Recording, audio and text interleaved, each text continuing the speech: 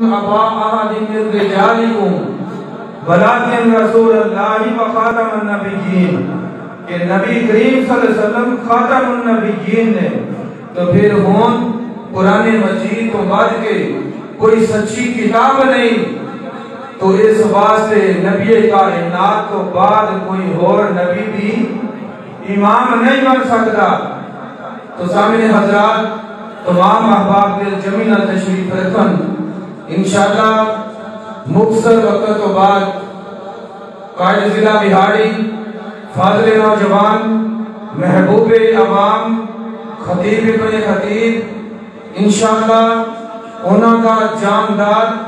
اور شاندار خطاب ہوئے گا۔ تو میں مختصر وقت واسطے دعوت دے رہا ہوں محترم بھائی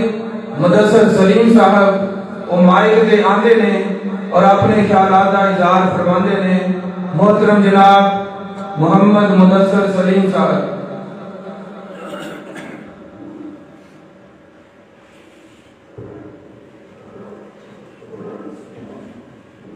السلام علیکم ورحمۃ اللہ وبرکاتہ۔ نحمدہ ونصلی علی رسولہ الکریم بسم اللہ الرحمن الرحیم۔ وقال اللہ تعالی فی القرآن الکریم والفرقان المجید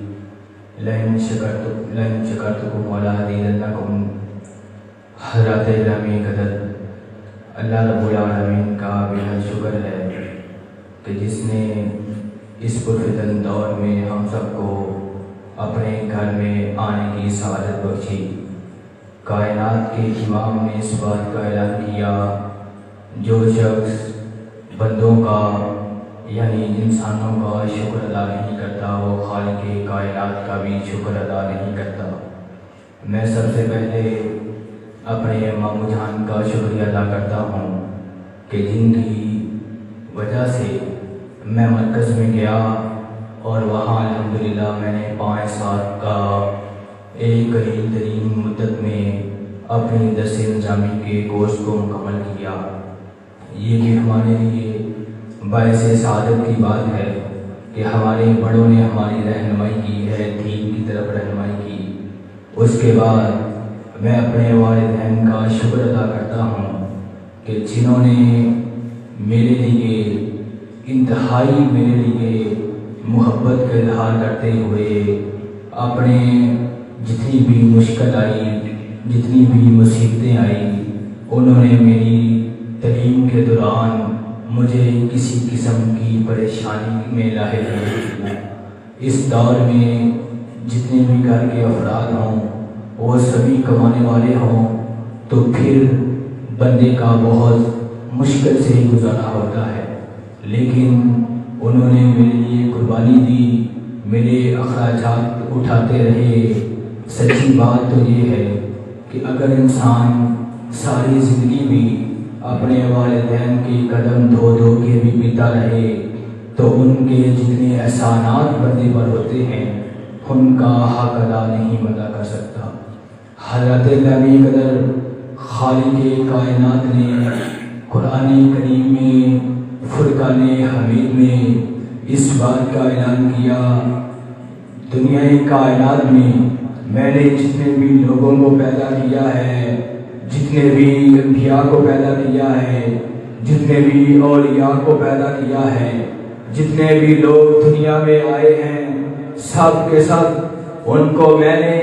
ان کے کھانے کا انتظام کیا، ان کے رہنے کے لیے مکانوں کو بنوایا، ان کے پہننے کے لیے لباس کو مہیا کیا۔ میں نے انسانوں پر بے شمار نعمتیں کی ہیں۔ حق تو یہ ہے کہ وہ میری نعمتوں کو استعمال تو کریں، میری نعمتوں کو کھائیں، میری نعمتوں کو پئیں اور اس کے ساتھ ساتھ میرا شکر بھی ادا کریں۔ اگر دنیا میں جتنے بھی لوگ آئے ہیں وہ اللہ رب العالمین کی نعمتوں کو تو کھاتے ہیں، کھانا تو کھاتے ہیں۔ اللہ رب العالمین نے طرح طرح کے انسانوں کے لیے پھلوں کو پیدا کیا ہے، ان کو تو استعمال کرتے ہیں، لیکن خالق کائنات کا شکر ادا نہیں کرتے۔ فرمایا جو شخص میرا شکر ادا نہیں کرتا اِنَّ عَذَابِي لَشَدِيدٌ، میرا عذاب بہت سخت ہے، میری پکڑ بھی آ جاتی ہے۔ جب اللہ رب العالمین کا عذاب آتا ہے پھر قحط سالی نازل ہوتی ہے، جب خالق کائنات کا عذاب آتا ہے پھر مشکلات کا سامنا کرنا پڑتا ہے، جب خالق کائنات کا عذاب آتا ہے پھر نعمتیں چھن جاتی ہیں، انسان ان نعمتوں سے محروم ہو جاتا ہے۔ اللہ رب العالمین نے ہم کو بے شمار نعمتوں سے نوازا ہے، لیکن ہم خالق کائنات کا شکر ادا نہیں کرتے۔ اللہ رب العالمین نے فرمایا تم نے نعمتوں کو استعمال کرنے کے بعد میرا شکر ادا کرنا ہے۔ اگر کوئی مشکل آئے، اگر کوئی مصیبت آئے، اگر کوئی تکلیف آئے، اس پر صبر بھی کرنا ہے۔ یہ جو آزمائش ہے، یہ جو تکلیف ہے، یہ جو مشکل ہے، یہ اللہ رب العالمین کے محبوب بندوں پر آیا کرتی ہے۔ جو اللہ رب العالمین کو پسندیدہ بندے ہیں انہیں اللہ رب العالمین آزماتا ہے، انہیں اپنے قریب کرنے کی کوشش کرتے ہیں۔ خالق کائنات انسان کو دیکھنا چاہتے ہیں کہ یہ بندہ میرے لیے کتنا مخلص ہے، کتنی میری عبادت کرتا ہے، یہ لوگوں کو دکھانے کے لیے عبادت کرتا ہے یا فقط میری خاطر ہی عبادت کرتا ہے۔ پھر اللہ رب العالمین اس پر مشکل کو بھیجتے ہیں، پھر آزمائش آتی ہے۔ اگر وہ بندہ ثابت قدمی کے ساتھ خالق کائنات کو پکارتا ہے، اللہ رب العالمین کے در پر آتا ہے، اپنے سوال کو خالق کائنات کے سامنے رکھتا ہے، اپنی زمین نیاز کو خم کرتا ہے، تو صرف اللہ رب العالمین کے سامنے ہی خم کرتا ہے، اللہ رب العالمین کو ہی بلاتا ہے۔ پھر اللہ رب العالمین اس شخص کو اپنا محبوب بندہ بنا لیتے ہیں، اس شخص کو ولی بنا لیتے ہیں، وہ شخص دنیا میں ہی اللہ رب العالمین کا محبوب ترین بندہ بن جاتا ہے۔ یہ جو مصیبتیں ہیں، یہ جو مشکلیں ہیں، یہ اللہ رب العالمین کے جتنے نیک بندے ہیں ان پر ہی آیا کرتی ہیں۔ نبیوں پر بھی مشکلیں آئیں، نبیوں پر بھی مصیبتیں آئیں، حضرت یونس علیہ السلام پر بھی مصیبت آئی، ان کو بھی مشکل نے آ لیا، وہ مچھلی کے پیٹ میں چلے گئے، پانی کا بھی اندھیرا ہے، مچھلی کے پیٹ کا بھی اندھیرا ہے۔ انہوں نے مچھلی کے پیٹ میں جب دیکھا اب یہ آزمائش کو خالق کائنات کے سوا کوئی بھی حل نہیں کر سکتا، اللہ رب العالمین ہی ہے جو اب مجھے مچھلی کے پیٹ سے رہائی دے سکتے ہیں۔ انہوں نے خالق کائنات کے دروازے کو دستک دی، اللہ رب العالمین کو پکارا، اس بات کا اعلان کیا لا الہ الا انت، نہیں ہے کوئی الہ مگر تو ہی، نہیں ہے کوئی شہنشاہ مگر تو ہی، نہیں ہے کوئی بگڑی بنانے والا مگر تو ہی، نہیں ہے کوئی روزی دینے والا مگر تو ہی، نہیں ہے مشکلات میں ڈالنے والا مگر تو ہی، لا الہ الا انت، نہیں ہے مشکلات سے نکالنے والا مگر تو ہی، لا الہ الا انت، نہیں ہے کوئی الہ مگر تو ہی، سبحانک یا اللہ تو پاک ہے، تو ہر عیوب سے پاک ہے، تو ہر نجاست سے پاک ہے، تو ہر پلیدگی سے پاک ہے، لا الہ الا انت سبحانک انی کنت من الظالمین، یا اللہ میں خسارہ پانے والوں میں سے ہوں، میں ہی وہ تیرا بندہ ہوں جس نے اپنی چھان پر ظلم کیے ہیں۔ جب خالق کائنات کا دروازہ حضرت یونس علیہ السلام نے کھٹکھٹایا،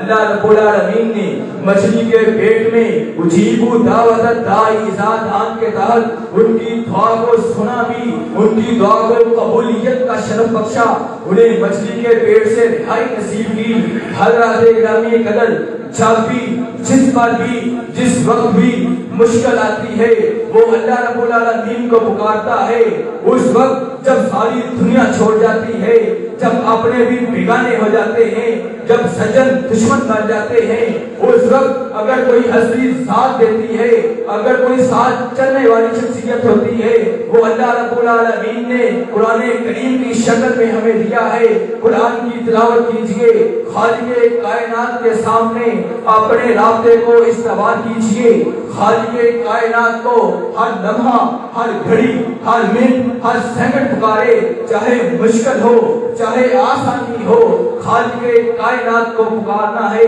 پھر اللہ رب العالمین مشکلات کو حل بھی کریں گے، تمہارے لیے سکون کو بھی مہیا کریں گے۔ حضرت ایوب علیہ السلام پر بھی بیماری آئی، ان پر بھی مصیبت آئی، انہوں نے بھی بیماری کے حال میں، حالانکہ بیوی بہت وفادار ہے، لیکن جب مصیبت آتی ہے پھر سب ساتھ چھوڑ جاتے ہیں، صرف خالق کائنات ہے اللہ رب العالمین کہتے ہیں جب بھی بندے کو مصیبت آتی ہے وہ میرے در پر آئے، مسجد میں آ کر میرے دروازے کو کھٹکھٹائے، میرے سامنے حالت قیام میں میری تسبیحات کو بیان کرے، حالت رکوع میں میری تکبیرات کو بیان کرے، میرے سامنے اپنے دستہ سوال کو پھیلائے، میں اس کی دعا کو قبول کروں گا۔ جب حضرت ایوب علیہ السلام نے اللہ رب العالمین کو پکارا، پھر خالق کائنات نے ان کو بیماری سے نجات بھی دی، بیماری کو رفع بھی کیا، انہیں مال و دولت بھی دیا، انہیں بیویاں بھی عطا کی۔ وہ صحیح البخاری میں 3 لوگوں کا واقعہ جو راستے میں جا رہے ہیں، غار میں پھنسے، خالق کائنات کو پکارا، اپنے نیک اعمال کا اللہ رب العالمین کو وسیلہ دیا، پھر اللہ رب العالمین نے ان کی دعا کو قبول کیا، ان کی دعا کو قبولیت کا شرف بخشا، انہیں غار سے نجات دی۔ ان سارے واقعات سے معلوم ہوا کہ ہمیں بھی اگر کوئی مصیبت آتی ہے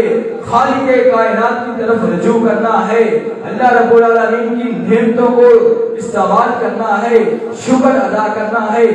حضرت گرامی قدر حضرت ابو الحسن رضی اللہ تعالیٰ عنہ بیان کرتے ہیں کہ ایک دفعہ میں اپنے باغ میں تھا کہ آپ صلی اللہ علیہ وآلہ وسلم اور آپ کے ساتھ سیدنا ابو بکر اور سیدنا حضرت عمر فاروق رضی اللہ تعالیٰ عنہ میرے پاس آئے، انہیں بہت بھوک لگی ہوئی تھی۔ جب میں نے کائنات کے امام کے چہرے کو دیکھا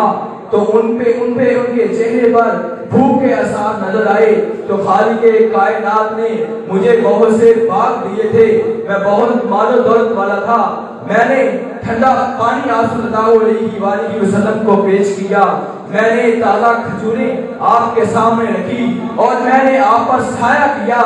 اس پر آپ صلی اللہ علیہ وآلہ وسلم نے فرمایا، اے میرے یارو، اے صحابہ کی جماعت، اللہ رب العالمین ثم لتسألن یومئذ عن النعیم، ان نعمتوں کے بارے میں بھی تم سے سوال کرنے والے ہیں۔ ہم تو ان نعمتوں کو معمولی سمجھتے ہیں، لیکن خالق کائنات نے جب ہم دنیا سے جائیں گے، جب قبر میں ہوں گے، سوال و جواب کا سلسلہ شروع ہوگا، پھر ایک چیز کا جواب دینا ہوگا کہ دنیا میں تمہیں یہ بھی نعمت دی تھی، تمہیں یہ بھی نعمت دی تھی، تم نے میرا شکر کتنا ادا کیا۔ ہم بیدار ہوتے ہیں، ہم خالق کائنات کا شکر ادا نہیں کرتے۔ حضرت معاذ رضی اللہ تعالیٰ عنہ بیان کرتے ہیں کہ آپ صلی اللہ علیہ وآلہ وسلم نے مجھے فرمایا، اے معاذ، ہر نماز کے بعد اس ورد کو نہ چھوڑنا، اس وظیفے کو نہ چھوڑنا، اللہم انی علی ذکرک و شکرک و حسن عبادتک، کہ یا اللہ میں تیرے سے دعا کرتا ہوں کہ میری عبادت کو خوبصورت بنا دے، میں تیرا شکر ادا کرتا ہوں۔ آپ پر جتنی بھی تکلیفیں آئی ہیں، مشکلیں آئی ہیں، کسی نے شاعر کہا صبر کیا، مجنوں کہا صبر کیا، بیٹوں کے تانے دیے صبر کیا، بیٹیوں کی وجہ سے پریشان کیا صبر کیا، دل میں پتھر مارے صبر کیا، ان کی اوٹری لا دی گئی صبر کیا، مکے سے ہجرت کرنے پر مجبور کیا صبر کیا، پھر نتیجہ کیا نکلا؟ جب اللہ آپ صلی اللہ علیہ وآلہ وسلم نے اللہ رب العالمین کی یہ جو دنیا میں بھیجنے کا مقصد تھا، اس مقصد کو تھامے رکھا، یا ایھا المدثر قم فانذر وربک فکبر، جو پیغام دیا تھا اس پر